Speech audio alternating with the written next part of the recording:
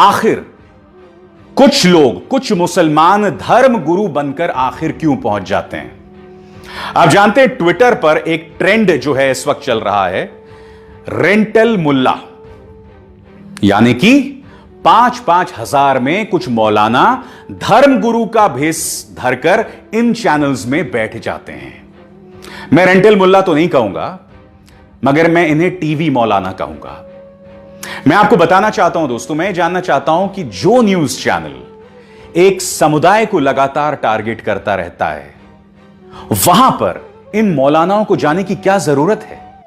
शिशुपाल, बैठ जा, मौलाना बैठ, बैठ और सुन, कितना भी चिल्लाएगा मंदिर वही बनेगा, घोड़े खोल ले, मंदिर वही बनेगा मौलाना, मौलाना मंदिर वही बनेगा, मौलाना बैठ जा, बैठ जा, बैठ जा मौलाना, शिशुपाल बैठ जाओ, बैठ जाओ शिशुपाल, शिशुपाल बैठ जाओ, बैठ। सिर्फ 5,000 रुपए के लिए? क्या आप जानते हैं इन्हें 1 घंटे में गालियां सुनने के लिए जो जाते हैं, इन्हें 5,000 रुपए मिलते हैं, उससे ज्यादा नहीं मिलते हैं। मत बोलो यार, क्या बात है? बैठिए मिस्टर जिन्ना, बैठिए, बैठिए मिस्टर जिन्ना। मैं कहता हूं कि अगर आपकी रोजी रोटी भी इन 5,000 रुपए से चलती है, तो भाई आप क्राउड फंडिंग करके बात करो लोगों से। ये किस तरह की सोच है मैं ये जानना चाहता हूं कि ये लोग इस नफरती एजेंडे को आगे क्यों बढ़ा रहे हैं। मैं आपको एक मिसाल देता हूं। कुछ दिनों पहले एक मिसाल सामने उभर कर आई थी कि एक मुस्लिम लड़की गीता के श्लोक पढ़ रही थी, और यकीन मानिए दोस्तों, जब वो लड़की गीता के श्लोक पढ़ रही थी ना, तो बहुत खूबसूरत लग रहा था।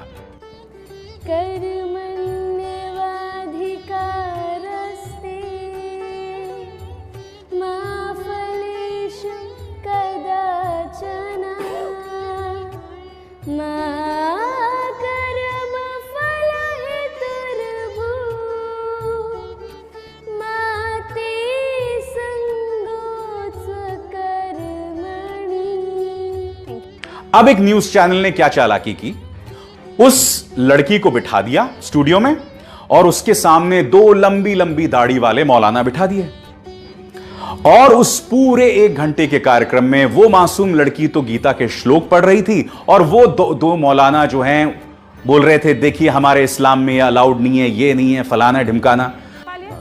मतलब फिर तो पाखंड है ना आपका स्टैंड। नहीं, फिर तो साहब मतलब मैं कहूं कि मैंने देखिए आपका स्टैंड पाखंड कि आलिया ने आरएसएस, बजरंग दल और विश्व हिंदू परिषद के मुंह पर तमाचा मारा, और उन लोगों को मुंह पर तमाचा है जो हर वक्त पाकिस्तान का टिकट हाथ में लेकर के खड़े रहते हैं। लो मुसलमानों, ये हिंदुस्तान तुम्हारा नहीं, निकल जाओ। और मैं एक बात यहाँ पे देखिए सर, आज तक के स्टूडियो में तो कम से कम बच्ची को डराने की कोशिश मत कीजिए। नहीं, आप डरा रहे हैं। प्लीज कौन फतवा बेसिक है इस्लाम का? क्या बात कर रहे हैं सर? सिद्धांतिक उसूल है। अच्छा, ताकि दुकान चलती रहे। सिद्धांतिक उसूल है फतवा, ताकि दाढ़ी वालों की दुकान चलती रहे। मैडम, इस्लाम का फतवा इस्लाम का हिस्सा है। हिस्सा है ना, बेसिक थोड़ी है कि उसके बिना कुछ हो ही नहीं सकता है। ये कौन सी बात हो गई? धर्म का मतलब मौलाना अंसारी साहब, इस्लाम का मतलब फतवा है, इतना छोटा बना दिया। नहीं, इस्लाम का मतलब छोटा क्या मतलब? फतवा इस्लाम। अब आप सोचिए, ये तस्वीर जब दिखाई जाती है तो इसका क्या फर्क पड़ता है आम जनमानस पर। उन 2 मौलानाओं को वहां जाने की क्या जरूरत थी? यही तो एक खूबसूरती है ना इस देश की, जहां मुसलमान गीता के श्लोक पढ़ सकता है, जहां एपीजे अब्दुल कलाम को हम अपने माथे पर, हम सराखों पे बिठाते हैं, जहां आज की तारीख के 3 बड़े सुपरस्टार्स तीनों मुसलमान हैं। यही तो खूबसूरती है ना इस देश की। क्या ये टीवी के मौलाना इस बात को नहीं समझते हैं? आखिर क्यों चंद रुपयों के लिए तुम उन न्यूज चैनल्स पर जाके बैठ जाते हो और पूरे कौम को बदनाम करते हो? आप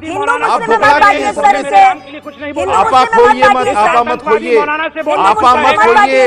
आपा मत खोइए, आसाराम के बेटे आपा मत खोइए, आसाराम के बेटे जी आपा मत खोइए, मौलाना मेरे राम के लिए कुछ मत कहना। आसाराम के बेटे जी आपा मत खोइए, आराम से जवाब दीजिए। मेरे राम के लिए कुछ अगर आपके पास विकास पर कोई बात है, विकास पर बात कीजिए, विकास पर बात कीजिए। आपको सब जानते हैं कि आप किसके बेटे हैं, आपको सब जानते हैं। राम के लिए कुछ मत कहना, चुपचाप बैठ जाओ। मौलाना राम के लिए कुछ मत कहना।